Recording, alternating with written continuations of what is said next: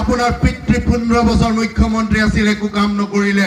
সেইকাৰণে আজি আমি এইবোৰ কাম কৰিবলগীয়া হৈছে। সেইকাৰণে মই কৈছো যে অন্তত আপুনি এইবোৰ চিন্তা বাদ দিয়ক।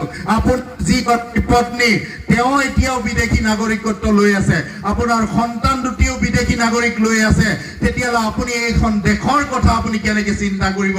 আমাৰ ভূমিত জন্ম হোৱা সন্তানে এই দেশ ভূমিৰ কাৰণে, এই মাতৃৰ কাৰণে জীৱন দিবলৈ কাৰণে, ৰক্ত দিবলৈ কাৰণে, বলিদান দিবলৈ কাৰণে সৰ্বোচ্চ প্ৰস্তুত থাকে।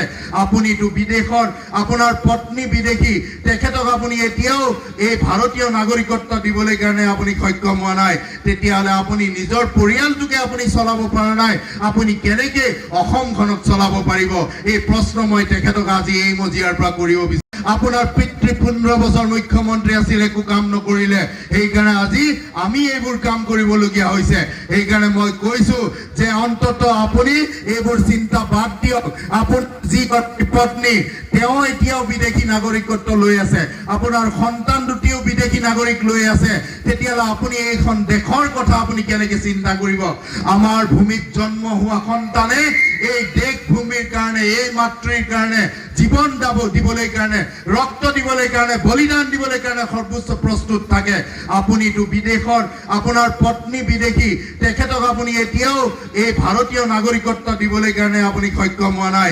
তেতিয়াহ'লে আপুনি নিজৰ পৰিয়ালটোকে আপুনি চলাব পৰা নাই, আপুনি কেনেকৈ অসমখনক চলাব পাৰিব? এই প্ৰশ্ন মই তেখেতক আজি এই মজিয়াৰ পৰা কৰিব বিচাৰোঁ। আপোনাৰ পিতৃ 15 বছৰ মুখ্যমন্ত্ৰী আছিল, একো কাম নকৰিলে।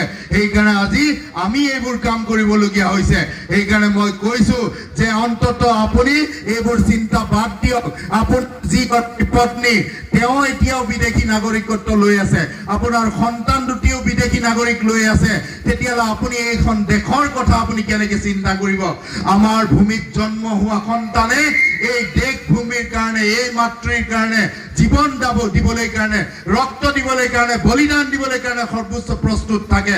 আপুনিতো বিদেশৰ, আপোনাৰ পত্নী বিদেশী, তেখেতক আপুনি এতিয়াও এই ভাৰতীয় নাগৰিকত্ব দিবলৈ কাৰণে আপুনি সক্ষম হোৱা নাই।